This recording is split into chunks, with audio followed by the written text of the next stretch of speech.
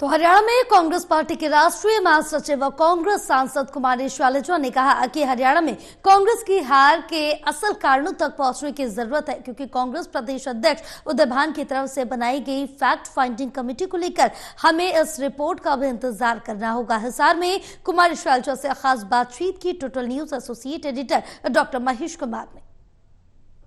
से कांग्रेस की सांसद कुमारी शैलजा इस वक्त हमारे साथ बनी हुई है। मैडम, एक फैक्ट फाइंडिंग कमेटी का गठन जो है पार्टी के शीर्ष नेतृत्व की तरफ से किया गया था और दूसरी फैक्ट फाइंडिंग कमेटी का जो गठन है वो कांग्रेस प्रदेश अध्यक्ष उदय भान की तरफ से किया गया है। अब आप ही के समर्थक शमशेर गोगी ये कह रहे हैं कि इसमें शैलजा समर्थक कोई नहीं है। कैसी फैक्ट फाइंडिंग कांग्रेस पार्टी के उदय भान करवाने की कोशिश कर रहे हैं? चलो कोई बात नहीं, देखो ये समर्थक और ये इन्हीं चीज़ों ने तो पार्टी में प्रॉब्लम की है। मिलके चलें तो अच्छा रहता है, मिलके चलना भी चाहिए। अब आगे लेकिन कोई बात नहीं, अब बना दिए तो सोचना चाहिए था।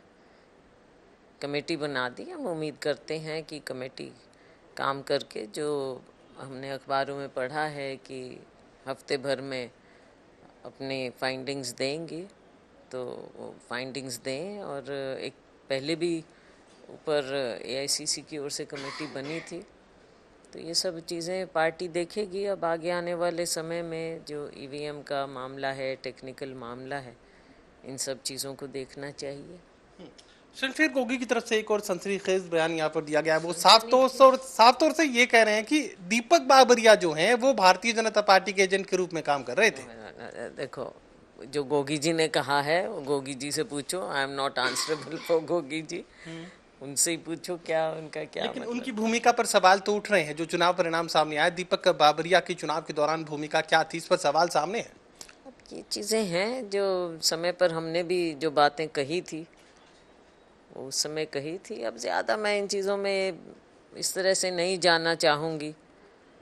एक बार देखते हैं आगे आने वाले वक्त में महाराष्ट्र झारखंड चुनाव हो लें, उसके बाद, क्योंकि हमारा भी हरियाणा का आधा अधूरा भी पड़ा है मामला, उसके बाद हाईकमांड क्या व्यू लेता है, तो उसके बाद ही देखेंगे क्या कुछ होता है। लोकसभा चुनाव में 5 सीटों पर कांग्रेस पार्टी की जीत के बाद आपने कहा था कुछ खामियां कांग्रेस पार्टी में है जिन्हें दुरुस्त किए जाने की जरूरत है। ये जीत के बाद आपने कहा था, लेकिन वो हार के बाद भी, विधानसभा चुनाव में हार के बाद भी, क्या वो खामियां दूर कर ली गई?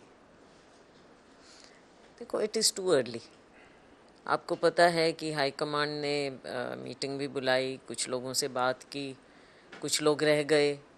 तो मैं समझती हूँ कि देखो, जब और राज्यों में चुनाव होते हैं तो पहले उनसे निपटना ज़्यादा ज़रूरी होता है। और जब ये चुनाव हो जाएंगे उसके बाद फिर से बातचीत होगी, हम अपना व्यू देंगे और लोग भी अपना व्यू दें, और हाईकमांड जिस निष्कर्ष पर पहुँचे वो सबको मान्य हो।